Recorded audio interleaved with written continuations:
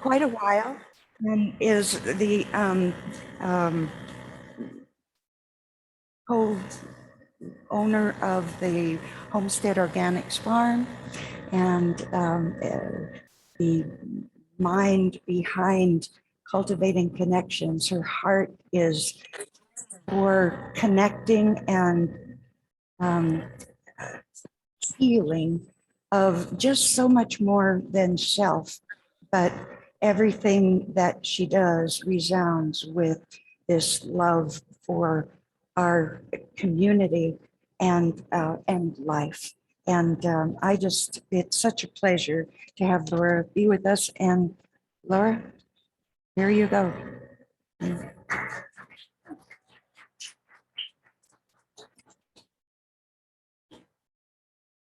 So when I was first thinking about what I was going to talk about, I was really by this thought of how this idea of the many faces and what does that mean? And what really struck me first was this idea, because I always think of things.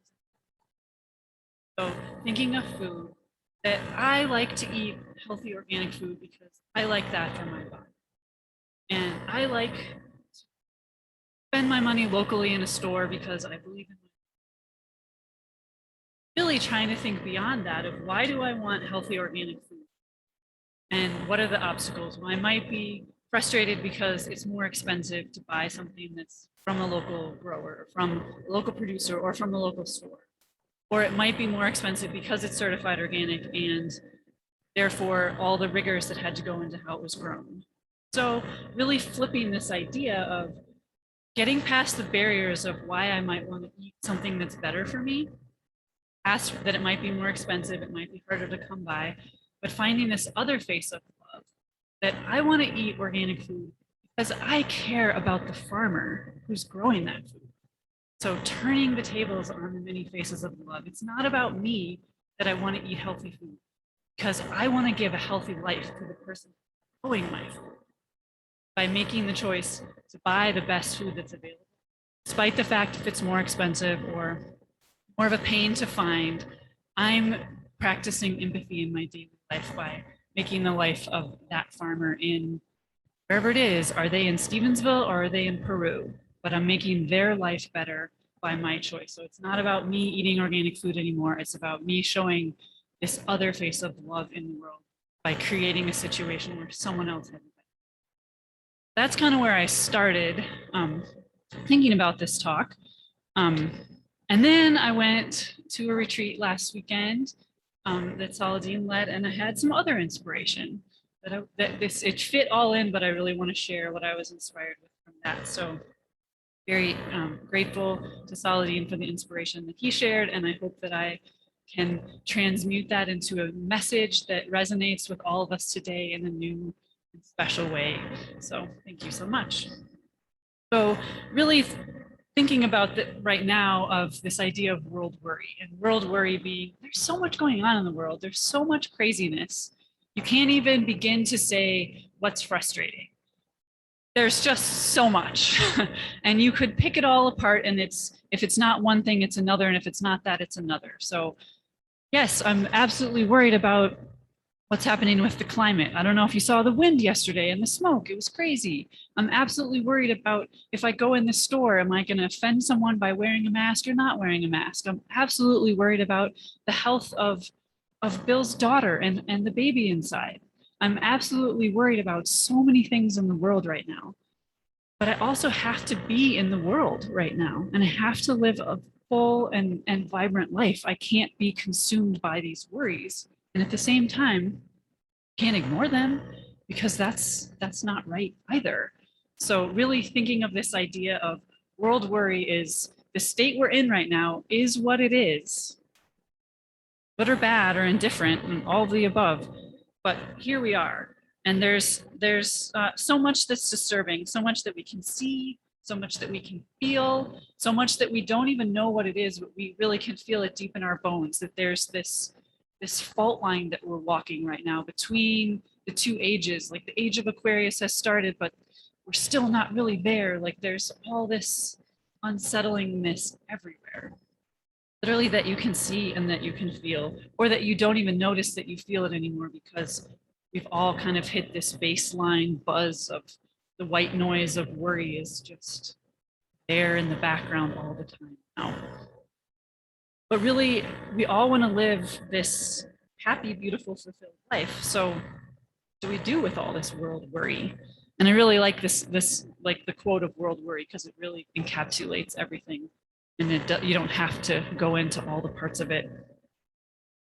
So, shared by Saladin and Pierre Elias, who is a Sufi teacher, there's kind of three, I want to say, remedies. And it's not that it's going to cure us of our world worry, but three ways to move through this right now. And they really are this concept of having an undefended heart, finding what matters, and then doing what's right in each moment. And then doing the beautiful, finding the beauty. So those three remedies really settled into my soul as something that I really wanted to share with you. So really thinking about this idea of having an undefended heart. So it's really this idea of being open and aware of everything, but not letting it consume us. Pierre Elias says that undefended heart is this idea of, though I know I can't really imagine the desperation or the scale of suffering everywhere in the world, I know if I close my heart to it, my own life and the greater life that I'm a part of will be diminished. Even though I'm in no position to do anything about all this suffering, this very helplessness becomes part of the helplessness. And somehow within it, share a mutual presence. So really to paraphrase that, even though I see it all, and even though I can't fix it all, I have to be with it. And that's how I help it. So that really means being present. And being present means being simple. Being in the moment, being here, being now, being free of all this clutter that's in our minds and our thoughts and underneath us, and just being here and being the witness to ourselves, to the moment, and to what's happening in the world. And I think there's this other part of having an undefended heart is really letting love come into our hearts, letting love into our life, and letting love be so immense that it shatters us, that it's just so much love that all we can do is shatter from love. Because then we won't be frightened of the devastation because we've already been destroyed by love.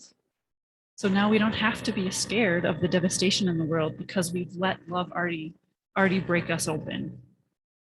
I think that's a really important part of having the undefended heart is love. And that way we're also not scared of all these other bigger powers, the powers that be or the powers that we think might be, because we know that the divine is really the greatest power anyway. And oneness is the remedy to that. So that's the idea of having this undefended heart. Let's see, and I want to read a little from this book, Including the Earth in Our Prayers by Llewellyn Vaughan-Lee. Amazing book, highly recommend it. I think I could read the whole book and it would fit with what I want to say, but here's just one paragraph. So this is about this idea of being present and just being simple. So once we make the simple acknowledgement that we are part of the whole, then a connection is made between our light and the world. We make this connection with our consciousness and with our imagination. Then through this connection, our light begins to flow. In this way, we begin to redeem the work of the whole. These connections create pathways of light that find their way through the darkness of the collective psyche. Just as in our personal psyche, there are blocks and places of resistance to this flow of light. There are also places of power, creativity, and unexpected qualities. So having an undefended heart, be simple, be present, be open to the flow of love, and let love be what opens us up. The next remedy in all this is this idea of finding what matters in the now. And I add to that, and do something in the now. So finding what matters is really being faithful to what matters and making things as right as we can in the moment. Asking, what's the light that wants to happen right now? And what role do I have in bringing that light into the world? And how can I nourish what's to come? So this idea of finding what matters, Pure Elias has this to say. But finding what matters isn't only something that's active in the details of our lives, it can also guide us in their trajectory. What we work to turn, how we determine our life's priorities, what we work to turn to, how we determine our life's priorities, and what we give our energy to. Those are all really important parts of this idea of finding what matters.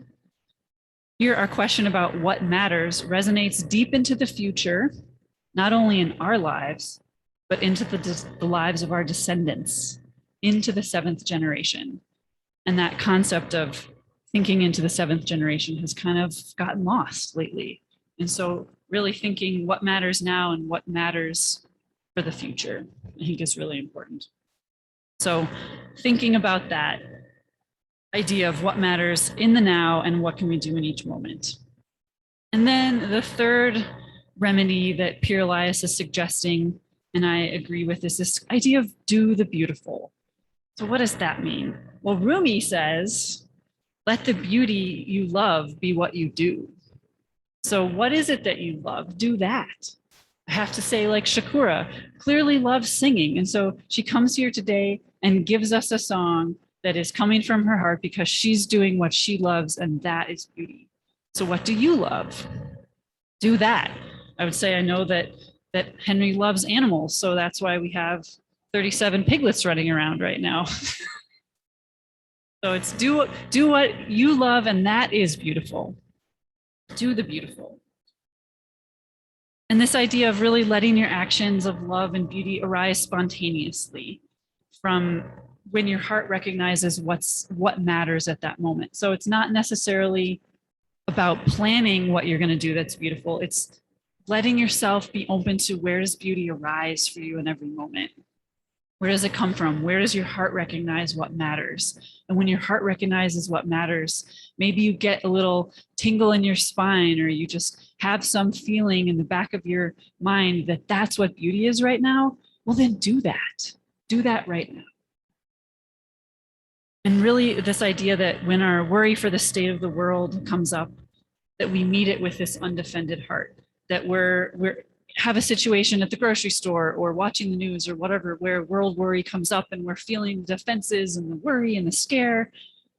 That's where the beauty comes out. That's where the beauty in the moment, where we see this healing that we want and we see that it comes in beauty and from beauty. That's the remedy. And we must find and do the beautiful in each moment. So it's not enough to just say, like, oh, I'm going to do the beautiful. We have to find it and we have to do it again and again and again.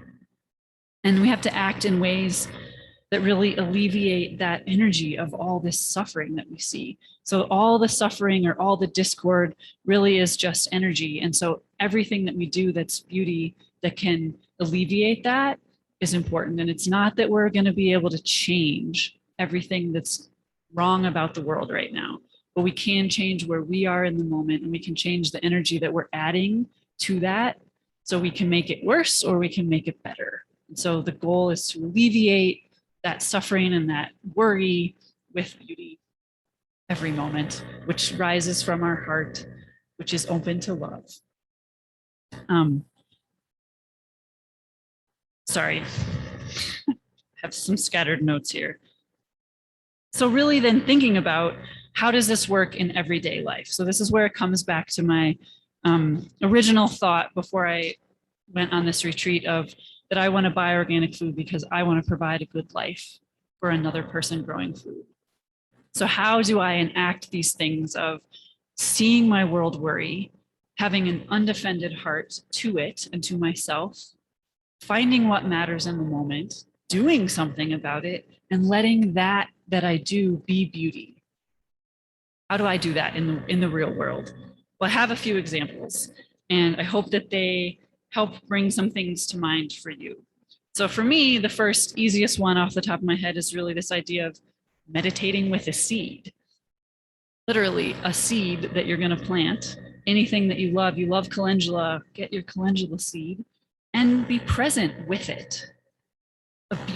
Notice the beauty of it, love it, and be present for the potential that it holds. The future is in that seed. And so meditating with and on and for the potential of the next 7 generations that come out of this seed, and noticing that this very tiny thing holds so much beauty, that this tiny little seed could grow a magnificent flower that has the knowledge to attract the right kind of bee or bug at the right time, that nourishes the bee, that then I put that honey in my tea later.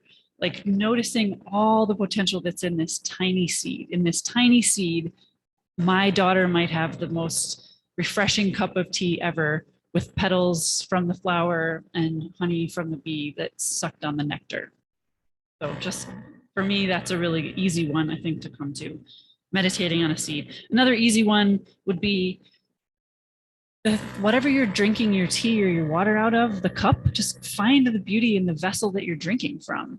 Just that simple. Like, this is a beautiful cup and it's holding this amazing, beautiful water from the Bitterroot Valley. And just love the beauty of the cup of water that you're drinking. I know that sounds super simple, but that's the point. It's super simple. And in that moment, you're healing the waters of the world. You're adding to the love for water by appreciating the vessel you're drinking your water from and the water that you're drinking. So again, simple, but I can't fix that there's a huge oil spill in the Gulf, but I can fix this energy of love for water when I drink water. So there's a few other ones.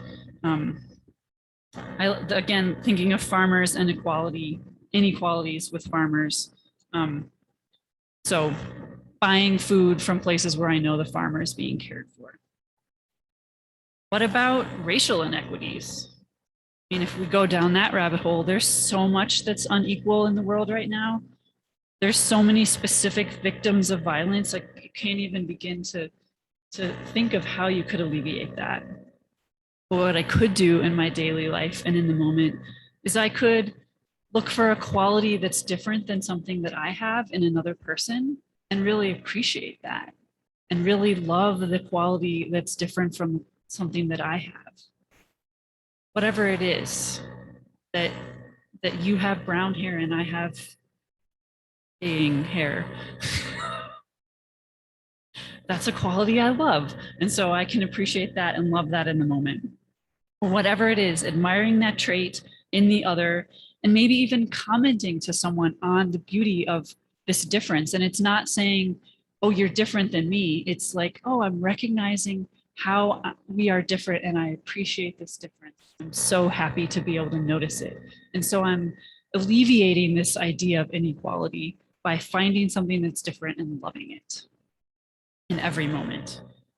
Another thing is maybe I just do something really nice, or I say a kind word to someone I maybe wouldn't normally talk to, or wouldn't normally interact with. And maybe I realize that I discriminate against them and I'm not even really aware of it, but I'm discriminating against them possibly because of my perception of their politics or my perception of their beliefs.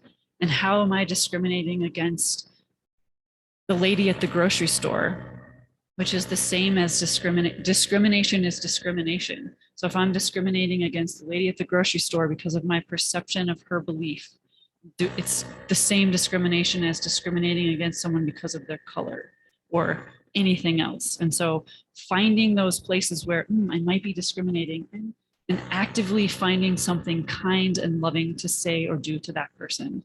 So if it's at the grocery store, maybe it's letting that guy who was like pushing his cart just a little faster than me to get to the checkout line before me, who I could in my mind already be making up this story about and discriminating against him. Why don't I just let him go first and appreciate that I can just enjoy looking around and being present with myself for the moment and be happy in that, and let him go first and give him the opportunity to be first, because maybe him being first in this moment allows him to let someone else be first in the next moment. So Small things could have huge waves of changing the energy that is what causes our world worry. I had another couple examples. Oh, here's one, this idea of separation that's created by masking or not masking.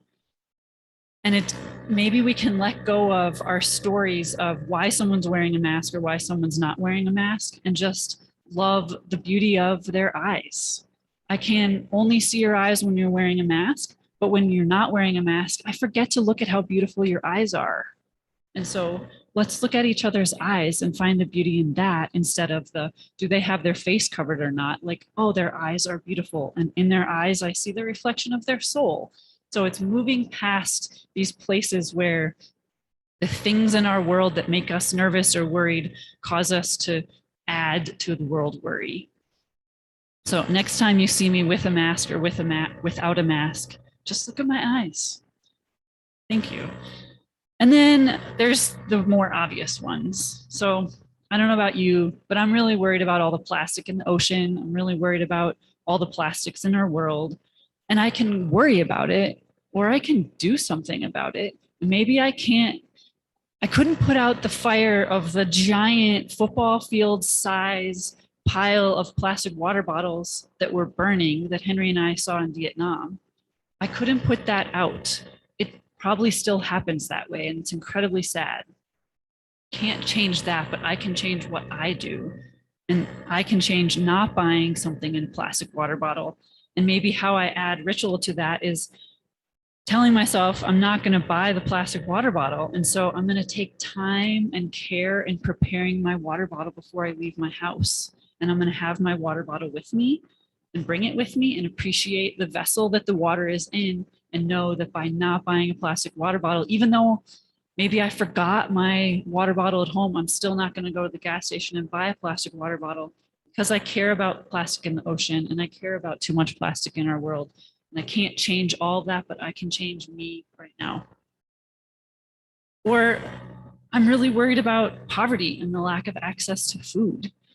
Well, what can I do about that? I'm not able to go to the heart of Houston, Texas and feed someone in that huge food desert. I can't actually feed that person, but I can feed the people in my community and I can buy organic and healthy and good food, donate that to the food bank. I don't have to buy the cheapest, crappiest food to donate to the food bank so that I'm giving them a donation. I can maybe buy less food that's of higher quality that also then improves the life of the farmer who grew it and have that be what I give to someone at the food bank or someone in need for food. So donating things, but donating higher quality things. So the energy that I'm passing on, I'm through the energy of the food donation that I made, I'm saying I really care about you and I care about the planet and I care about the farmer that grew it, not just here's the Fruity Pebbles, now go get full. I'm also pretty worried about carbon dioxide in the atmosphere. I don't know about you. No matter our beliefs on why the climate is changing, we know that humans have added so much carbon dioxide. So what do we do about it? I can't take it all back. I can, at my farm, I can grow in a way that the soil is taking carbon out of the atmosphere and storing it in the soil. I can do that. Becky can do that. Sumia can do that. We all can do that. And we can do other things. I can plan my driving trips. If I need to drive to town, I don't go to town unless I have 5 things to do, and then I do them in order. I can stop flying airplanes, and I know that's a tall order for a lot of us, but we know that airplanes put like 2% of the carbon dioxide in the atmosphere, but like 80% of the impact from greenhouse gases because of where they're placed in the atmosphere. And so I know I can decide not to take that vacation that I really wanted to take. And that's a bummer. And that's amazing because I'm adding to the positive energy of I want an atmosphere that supports life. Or what about this idea of overstuffing of our planet? And I mean like stuff, like there's just too much stuff. So we're overstuffed. Well, what about this concept of a shop stop?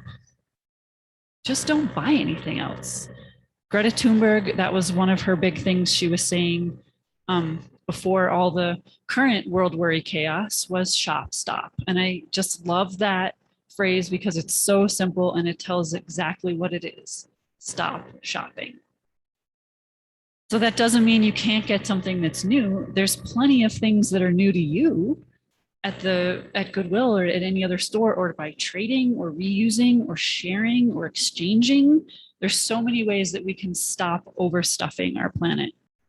And again, I'm not going to be able to stop everything. I'm not going to be able to change all the ways that our planet is overstuffed, but I can change what I'm doing, and I can change how I'm contributing to this positive energy of acknowledging that we're overstuffed and that we're overstuffed in the Western world. And a lot of people in the global South don't have anything.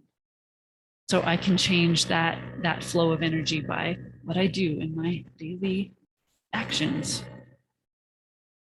So it's this idea of, with all of these daily things, of looking at places where I can be true to my own word and hold myself accountable.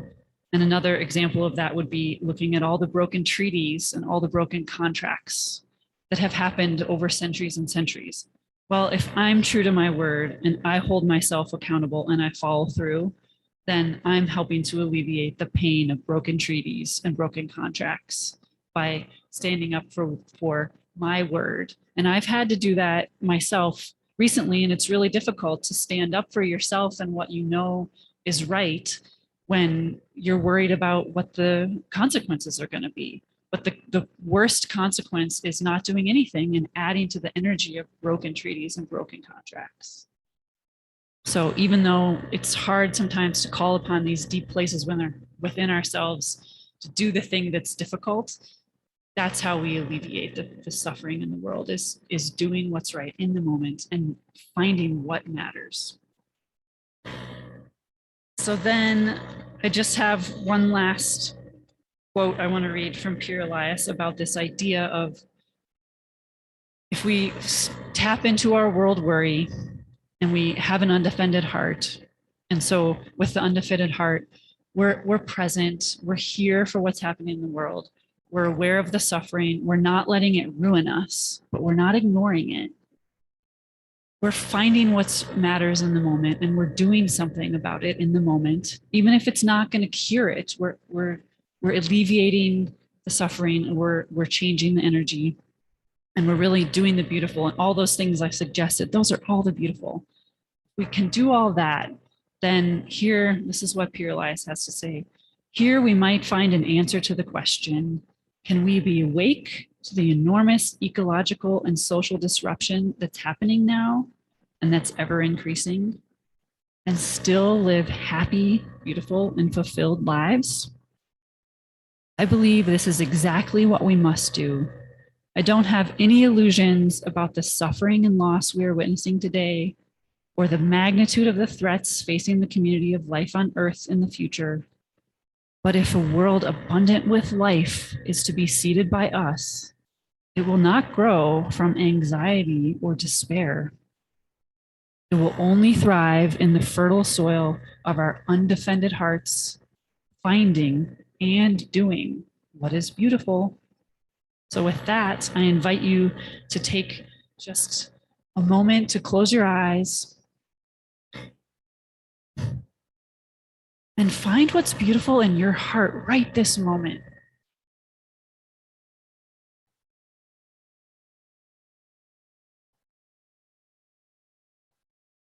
And see that beautifulness in your heart as a little tiny seed that you've planted in your heart, that you can come back to at every moment and nourish it with love and tears and joy and all the things you want for the future. So the seed in our heart of beauty, this is where we can come back to again and again. And as Pema Chandran says, start, just start, start again, just start. So in every moment, start again to find the beauty and to let it grow from your heart. Now open your eyes and send it all to the world. And we can't fix it all, but we can sure make it better. So thank you so much.